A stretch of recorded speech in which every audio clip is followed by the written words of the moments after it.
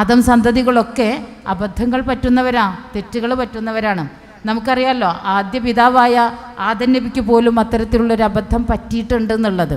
പക്ഷേ ആ അബദ്ധത്തിൽ നിന്ന് അദ്ദേഹത്തിന് ഒരു അബദ്ധമേ പറ്റിയിട്ടുള്ളൂ എങ്കിൽ നമ്മൾ നിരന്തരമായ അബദ്ധങ്ങൾ പറ്റിക്കൊണ്ടേയിരിക്കുകയാണ്. അദ്ദേഹം അള്ളാഹുവിനോട് തന്നെയാണ് ഇസ്തിഗ്ഫാർ ചെയ്തത്. റബ്ബനാ ളലംനാ അൻഫുസനാ വ ഇല്ലം തഗ്ഫിർ ലനാ വ തർഹംനാ ലനകൂനന്ന മിനൽ ഖാസിരീൻ. നീ ഞങ്ങൾക്ക് പുറത്തു തരികയും ഞങ്ങളോട് കരുണ കാണിക്കുകയും ചെയ്യുന്നില്ല എങ്കിൽ ഞങ്ങൾ നഷ്ടക്കാരുടെ കൂട്ടത്തിൽ പെട്ടുപോകും എന്നാണ്.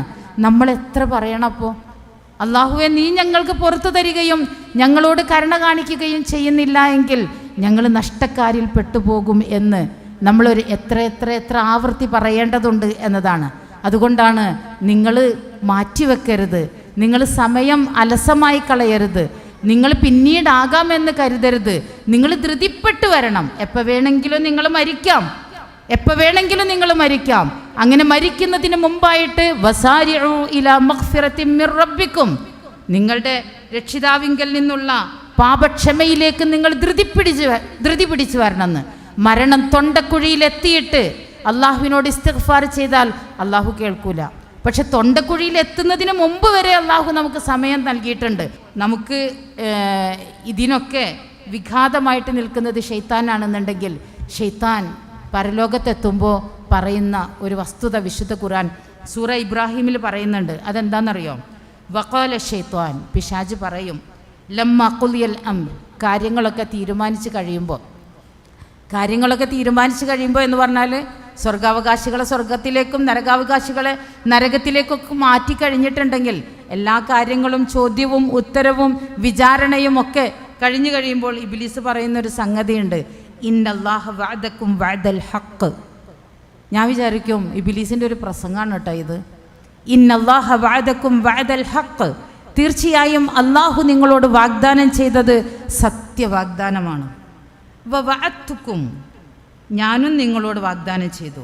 ഫഅഖ്ലഫ്തുക്കും, എൻ്റെ വാഗ്ദാനം ഞാൻ ലംഘിച്ചു. വമാ കാന ലീ അലൈക്കും മിൻ സുൽത്താൻ, നിങ്ങളുടെ മേൽ എനിക്കൊരധികാരവും ഇല്ല. പക്ഷെ നമ്മൾ ആലോചിച്ച് നോക്കുക, നമ്മുടെ ജീവിതത്തിൽ മുഴുവനും അധികാരം മൂപ്പർക്കാണ് നമ്മൾ കൊടുത്തത്. എപ്പോഴും മൂപ്പരുടെ കൽപ്പനക്കും മൂപ്പരുടെ നിർദ്ദേശങ്ങൾക്കും അനുസരിച്ചാണ് നമ്മൾ നിന്നു കൊടുത്തത്.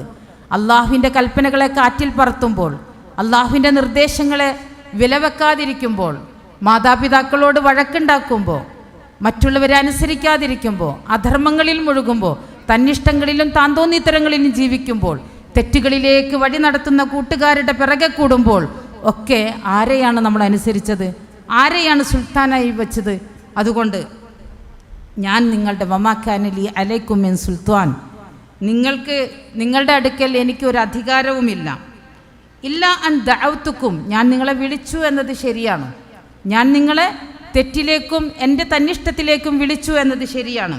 ഫസ്തജബ്തും ലീ, അപ്പോൾ നിങ്ങളെനിക്ക് ഉത്തരം നൽകി. ആലോചിച്ച് നോക്കുക. ഫസ്തജബ്തും ലീ, ഞാൻ നിങ്ങളെ വിളിച്ചപ്പോൾ നിങ്ങളാണ് എനിക്ക് ഉത്തരം നൽകിയത്. ഫലാ തലൂമൂനി, നിങ്ങൾ എന്നെ ആക്ഷേപിക്കണ്ട കേട്ടോ. വലൂമു അംഫുസക്കും, നിങ്ങളെ തന്നെ ആക്ഷേപിച്ചോളൂ എന്നാണ്. എന്തൊരു കയ്യൊഴിയലാണ് എന്ന് നമ്മൾ ആലോചിച്ച് നോക്കുക. എത്ര കൃത്യമായിട്ടാണ് ഇബ്ലീസ് അവിടെ വെച്ചിട്ട് കയ്യൊഴിയുന്നത്. ഞാൻ നിങ്ങളോട് വാഗ്ദാനം ചെയ്തു, അള്ളാഹു നിങ്ങളോട് വാഗ്ദാനം ചെയ്തു, അള്ളാഹുവിൻ്റേത് സത്യവാഗ്ദാനമായിരുന്നു. ഞാൻ നിങ്ങളോട് വാഗ്ദാനം ചെയ്തത് ഞാനിതാ ലംഘിക്കുന്നു. എനിക്ക് നിങ്ങളുടെ അടുക്കൽ ഒരു അധികാരവുമില്ല. ഞാൻ നിങ്ങളെ വിളിച്ചു എന്നത് നേരാണ്. പക്ഷേ നിങ്ങളെന്തിന് എനിക്ക് ഉത്തരം നൽകി? നിങ്ങൾ അള്ളാഹുവിനല്ലേ ഉത്തരം നൽകേണ്ടത്, അവൻ്റെ ദൂതനല്ലേ ഉത്തരം നൽകേണ്ടത്. നിങ്ങൾ എന്തിനാണ് എനിക്ക് ഉത്തരം നൽകിയത്? ഇപ്പോൾ എനിക്ക് നിങ്ങളെ ഒരു നിലക്കും സഹായിക്കാനാവില്ല എന്നാണ്. മാ അന ബിമുസ്ലിഹിക്കും വമാ അൻതും ബിമുസ്ലിഹി, എനിക്ക് നിങ്ങളെ സഹായിക്കാനാവില്ല, നിങ്ങൾക്ക് എന്നെയും സഹായിക്കാനാവില്ല.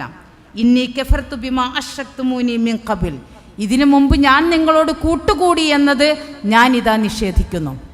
ഇബ്ലീസിന് എന്തോ ആവാമല്ലോ, ഇബ്ലീസിന് എന്തോ ആവാം. അതുകൊണ്ട് ഞാൻ നിങ്ങളോടൊപ്പം നിങ്ങൾ എന്നെ പങ്കാളിയാക്കിയത് ഞാനിതാ നിഷേധിക്കുന്നു. പിന്നെ ഇന്ന ളാലിമീന ലഹും അദാബുൻ അലീം, തീർച്ചയായും അക്രമികൾക്ക് അള്ളാഹു വേദനയേറിയ ശിക്ഷ ഒരുക്കി വച്ചിരിക്കുന്നു എന്നാണ്. നമ്മൾ ആലോചിച്ച് നോക്കുക. ശരിക്കും നമ്മളെ കെണിയിൽപ്പെടുത്തിയിട്ട് അവിടെ നിന്ന് എത്ര ഭംഗിയായിട്ടാണ് ഇബ്ലീസ് കയ്യൊഴിയുന്നത് എന്നാലോചിച്ച് നോക്കുക. ആ ഇബ്ലീസിൻ്റെ ഇഷ്ടത്തിനും താല്പര്യത്തിനും ആ ഇബ്ലീസിൻ്റെ സമ്മർദ്ദങ്ങൾക്കും വഴിപ്പെട്ടാണ് നമ്മുടെ മനുഷ്യരിൽ ഒരുപാട് ആളുകൾ മുന്നോട്ട് പോയിക്കൊണ്ടിരിക്കുന്നത്.